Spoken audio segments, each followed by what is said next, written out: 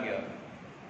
حضور اسلام نے ارشاد فرمایا ثلاثۃ لا یغفر اللہ عز وجل منہم صرفا ولا عدلا، تین قسم کے لوگ ایسے ہیں جن کا کوئی بھی عمل چاہے وہ فرض ہو یا نفل ہو اللہ رب العالمین قبول نہیں فرماتا۔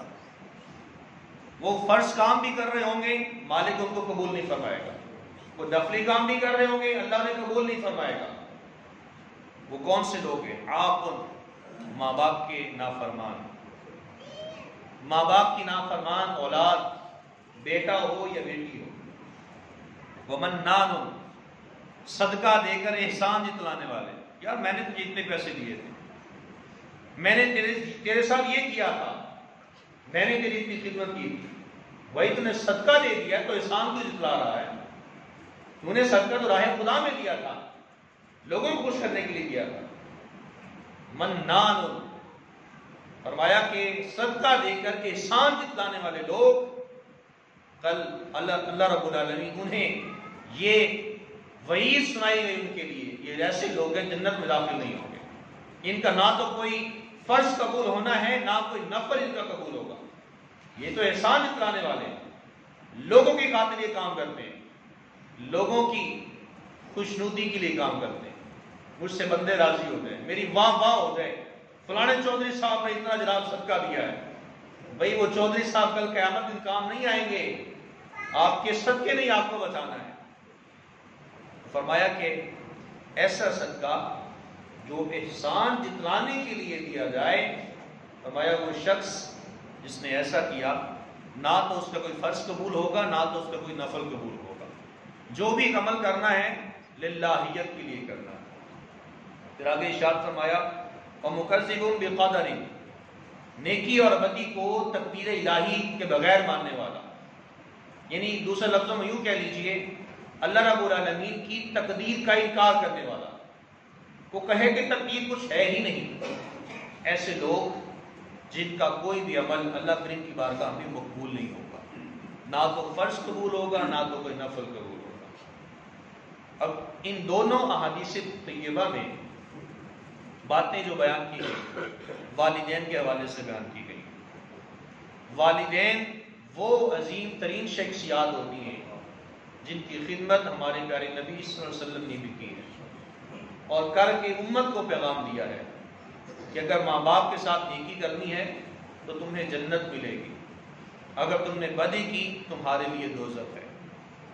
ایک نوجوان کا قصہ بھی سن لیجیے۔ بوقت نزاع اس کی زبان پر کلمہ جاری نہیں ہو رہا تھا، اس کو تلقین کر رہے تھے پڑھو لا الہ الا اللہ، نہیں پڑھا جا رہا تھا زبان سے۔ لوگ گئے رسول اللہ کو بلا کر آئے، حضور آئیے آپ آ کر کلمہ پڑھائیے، اس کی زبان پر کلمہ جاری نہیں ہو رہا۔ حضور علیہ السلام تلقین فرمائی، پاس بلند آواز سے کلمہ طیبہ کا ورد کرنا چاہا، تب بھی اس کی زبان پہ کلمہ طیبہ کا ورد جاری نہیں ہوا۔ حضور نے فرمایا کہ نوجوان پڑھو، کہا میری زبان پہ جاری نہیں ہو رہا۔ کہا گناہ کون سا کیا ہے؟ گناہ یہ کیا ہے کہ میری ماں مجھ سے ناراض ہے، میری ماں مجھ سے ناراض ہے۔ اس کی ماں کو بلایا گیا، وہ بوقت نزاع وہ نوجوان لڑکا جو مر رہا تھا، اس کی ماں کو بلایا گیا، اس نے اسی حالت میں اپنی ماں کے سامنے ہاتھ جوڑے، ماں مجھے معاف کر دے، میری زبان پر کلمہ بھی جاری نہیں ہو رہا۔ وہ ماں آئی، ماں نے آ کر اپنے بیٹے کو معاف کیا، پھر رسول اللہ نے اس نوجوان کو کلمہ پڑھایا، اس کی زبان پہ کلمہ جاری ہو گیا۔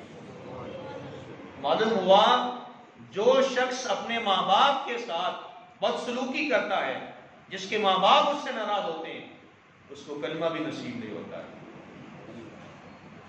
چاہتے ہیں کہ کلمہ طیبہ پر موت ہو تو ماں باپ کے احکامات کو ماننا پڑے گا۔ ماں باپ ایسی ہستیاں ہوتی ہیں ذات گرامی، دنیا سے جتنا بھی عرصہ بیت جائے چلی جاتی ہیں، لیکن خوشی غمی کے موقع پر اس والدین کی بہت یاد آتی ہے۔ انسان کی زندگی دکھوں کی زندگی ہوتی ہے، پریشانیوں کی ہوتی ہے، جب خوشیاں آ جاتی ہیں تب جا کے ماں باپ یاد آتے ہیں۔ کاش آج میرے ماں باپ زندہ ہوتے، میں آج انہیں کھلا پلا سکتا۔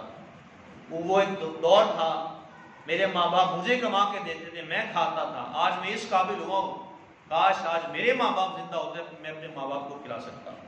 لیکن ماں باپ کی آنکھیں بند ہو چکی ہوگی، ماں باپ سو چکے ہوتے ہیں، ماں باپ لوٹ کے نہیں آتے ہیں۔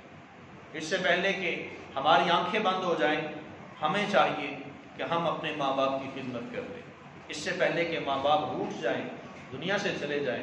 جن کے ماں باپ حیات ہیں ان کی خدمت کر لیجئے، ان سے دعائیں لے لیجئے۔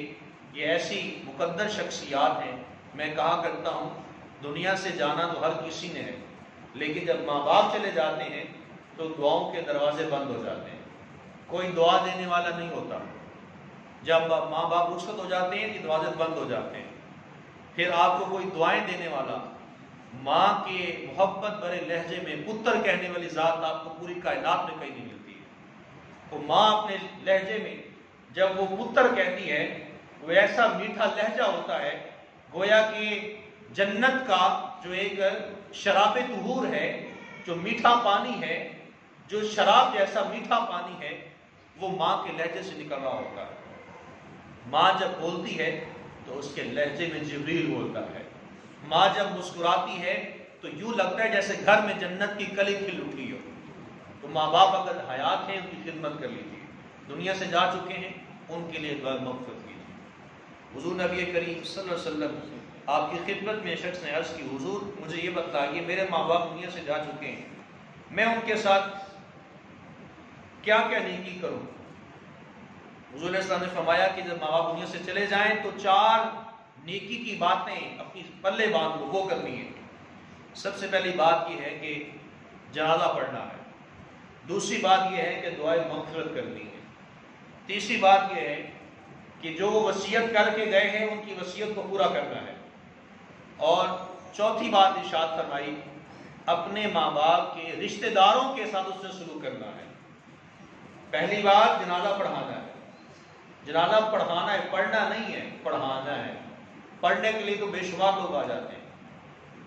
پہلا تمہارا حق یہ ہے اپنے ماں باپ کے اوپر، اپنے ماں باپ کا جنازہ پڑھانا ہے۔ ہم لوگ تو ساری زندگی رسم جنازوں میں داخل ہوتے ہیں، کس لیے؟ یار یہ بھٹی صاحب تھے، یہ چلے گئے، اگر میں یہاں نہ گیا تو 2 باتیں کریں گے۔ یہ مغل صاحب تھے، اگر میں نہ گیا تو 2 باتیں کریں گے۔ یہ رحمانی تھا، اگر میں نہ گیا تو 2 باتیں کریں گے۔ رسمن جاتے ہیں، لوگوں کا منہ رکھنے کے لیے جاتے ہیں، للہیت کے لیے نہیں جاتے۔ ایسا ہوتا ہے کہ نہیں ہوتا؟ ہم کس لیے جا رہے ہوتے ہیں؟ یار وہ میرے دوست کے والد صاحب موت ہو گئے، بڑا جگری یار ہے میرا، اس لیے جاتے ہیں نا، بڑا جگری یار ہے، لنگوٹیا یار ہے میرا، نہ گیا تو میرا دوست ناراض ہو جائے گا، یہ ہماری نیت ہوتی ہے۔ میں نہ گیا میرا دوست ناراض ہو جائے گا۔ جنازہ اس لیے نہیں تھا کہ نہ گئے تو دوست ناراض ہو جائے گا، بلکہ یہ تو ایک مسلمان کا دوسرے مسلمان پہ حق تھا۔ ہم تو رسمن جاتے ہیں جنازوں میں، اور رسمن جا کے کھڑے ہو جاتے ہیں، جنازہ بھی پڑھنا نہیں آتا۔ ایسی نافرمان اولاد بھی ہم نے دیکھی ہے، ماں باپ کا جنازہ پڑھا ہوتا ہے لیکن اولاد کو جنازہ پڑھنا بھی نہیں آتا، وہ قبرستان کے لیے ایک طرف لگ کے کھڑی ہو جاتی ہے۔ ایسی نافرمان اولاد جس پر ماں باپ نے اپنی زندگیاں صرف کر ڈالی، ساری زندگی کما کما کر، ماں نے زیور بیچ ڈالا، بہن نے زیور بیچ ڈالا، کس لیے؟ میرا بیٹا پڑھ جائے، میرا بھائی پڑھ جائے۔ لیکن آج وہ ایسی بدبخت اولاد ہے جو ماں باپ کا جنازہ پڑھنے سے بھی قاصر ہے، اس کو جنازہ پڑھنا ہی نہیں آتا، اس کو دعائیں تک نہیں آتی۔